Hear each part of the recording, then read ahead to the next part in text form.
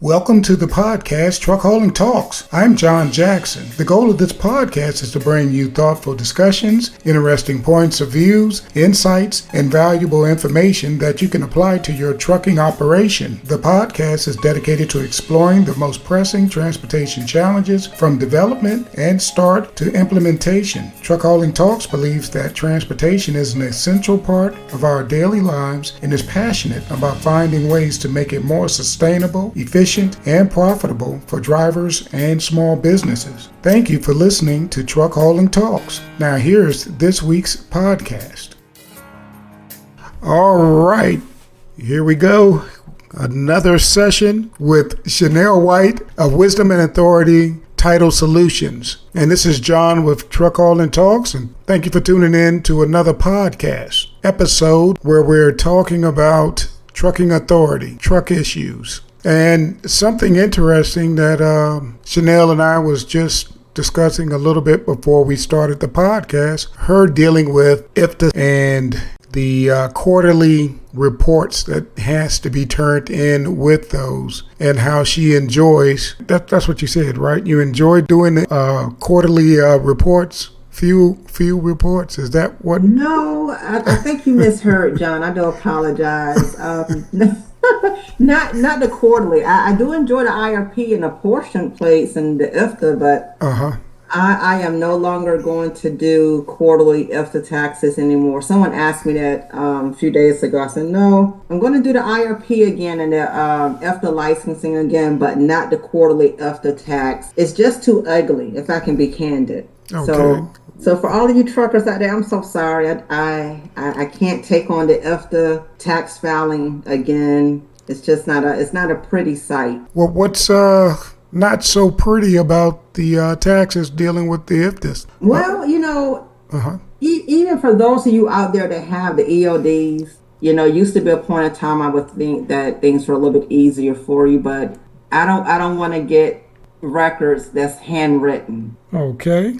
Maybe I'm being too picky. I don't know, but it's just that you're getting the records handwritten. I know truckers, please don't frown at me, but I got to be honest with y'all. Some of y'all just provide everything in the chicken scratch format. Scratch. You're giving all kinds of receipts. That's not Ifta related. And you dump everything in the envelope and hand it to me. Okay. So that's why I'm not doing the Ifta quarterly tax filing anymore. Okay. It's not pretty. All right. Well, can you help us out with it? What are the do's and don'ts, since you're not going to be handling it, and to help us be better at keeping good records with the Ifta taxes? Can you tell us the things that we need to do? So before I do that, let me just make sure everyone is clear. If you need your Ifta license done, that can be done, but not the quarterly tax. So there is a difference.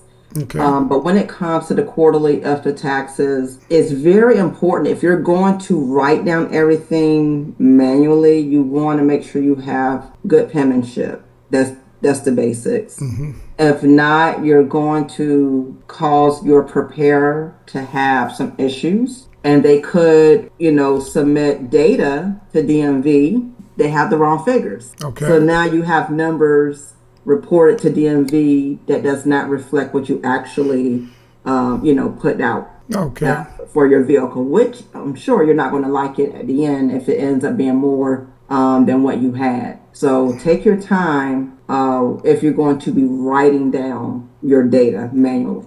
My recommendation is to just type it, put it in a spreadsheet, what have you, versus the manual, because you can be making mistakes as well.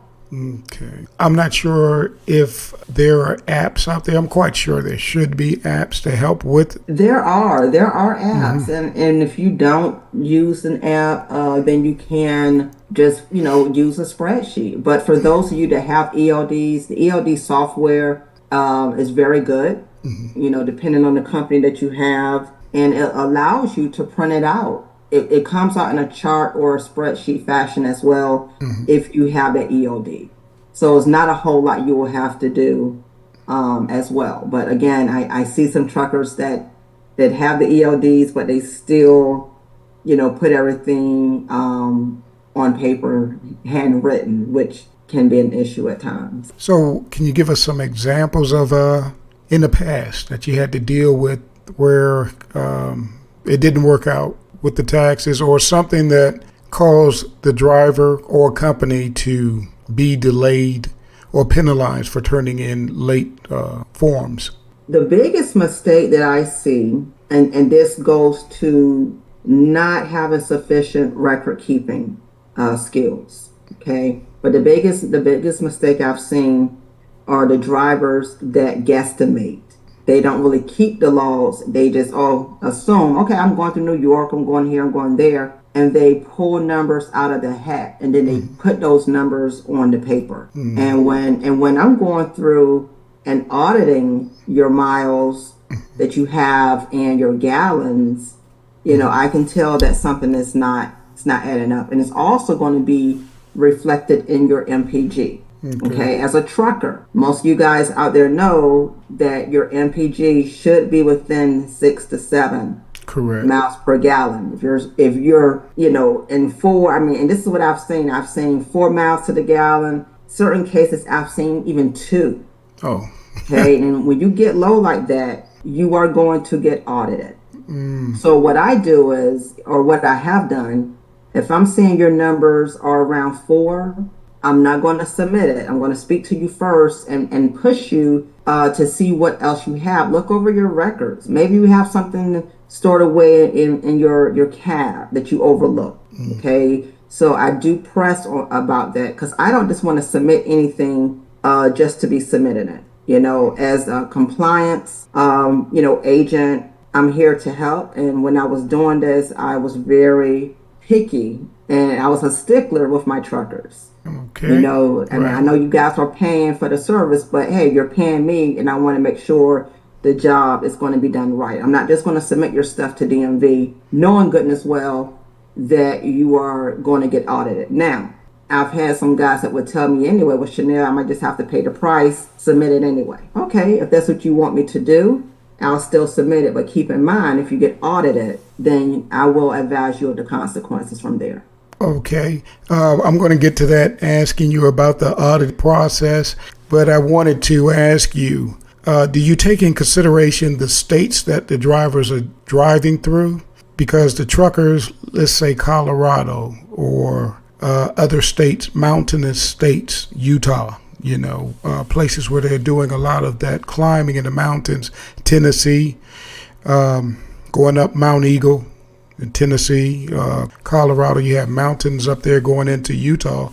And, when you're going uphill, you're pulling a lot more weight, and, the incline will cause your speed to go down on your tractor. So some guys only going 45, 35 miles an hour going up the mountains, climbing through the mountains, going through Colorado, going through Avon, Breckenridge. You're hitting 11,000 feet. So is that something that they would take in consideration, or have you had that conversation with any drivers and they said, hey, I was over in the mountain areas, or even the Northwest, going in Oregon or Washington State?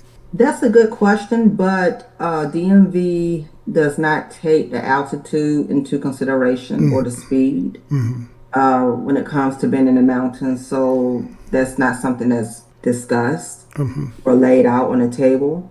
The main thing that I've seen from doing this over several years is mainly the fuel, the cost of the fuel. Okay. So everyone knows, PA has expensive fuel there. You got PA, you got Maryland, Ohio, you got North Carolina. Those states, Florida, are outrageous. California. Yeah. So, but I've had some truckers that try to bypass PA, and I get it. I totally get it. You want to get the fuel that's in the cheapest place. Right. If you're going through that place, possibly you don't want to really fuel up in a state that's expensive. However, here's the caveat. if DMV sees that you're doing, let's say maybe 10,000 miles as an example in PA, and you don't have any fuel purchase in PA, that's going to be a problem when it's time for your tax filing. No, okay. And you're saying they're only doing their miles in Pennsylvania? Well, no, that's just an example. So you can have a trucker, let's say they might have 20 states. Okay. But I'm highlighting PA because of the fuel The cost high, there. But, yes. The high they may have their, let's just say 20 states, and, they have PA listed as well, but they don't have any gallons. Any fuel purchases. They would show the miles. Let's say it's 10,000 miles in PA, but they don't have any gallons purchased Okay. in PA. So it has to be a balance. They're going to want to know, okay, you have all these miles here in this state, but you don't have any fuel purchase. And I hear it a lot from the truckers, again, because of the cost. Right. And they will also say they filled up elsewhere. And I get it, but DMV, when it comes to the tax part, they don't get it. So that's going to cause them to want to possibly move them into a audit category. It could put them in an audit category, but it also could cause that trucker to pay more in taxes during that particular quarter for that particular state. Okay. Because when it comes to Ifta filing, it's just like IRP. Each state has their apportioned or their allotted tax rate in this case when it comes to the Ifta. So, each state have their rate, and you're going to be taxed according to that rate. But if you're doing miles, a lot of miles in that state, and you're not buying fuel, the argument is that state in question is not getting their fair share of the fuel purchases, if you follow me.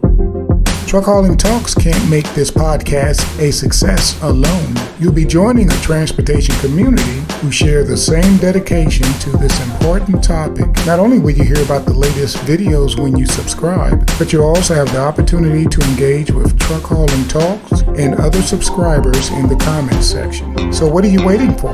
Hit that subscribe button and explore the world of transportation with us. Be safe, driver.